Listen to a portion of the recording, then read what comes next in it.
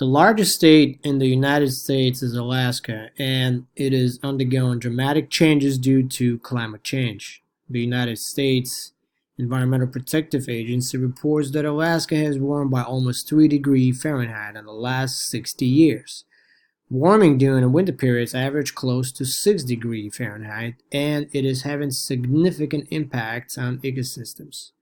Annual temperatures are projected to increase, thus causing an earlier breakup of river ice during springtime. Precipitation is also projected to increase, but greater evaporation due to warm temperatures will make the state drier.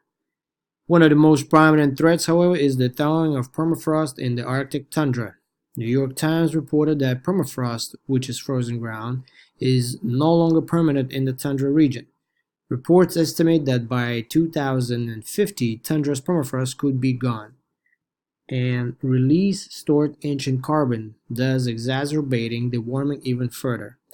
The loss of permafrost will create uneven sinking of the ground and lead to disruption of transportation infrastructure as many roads are built on top of the permafrost. Additionally, permafrost thaw will allow lakes to drain more readily and result in further plant growth at the bottom of lakes. The lakes are also expected to grow in size as more permafrost thaw. This will affect tundra vegetation, which in turn will affect various animals.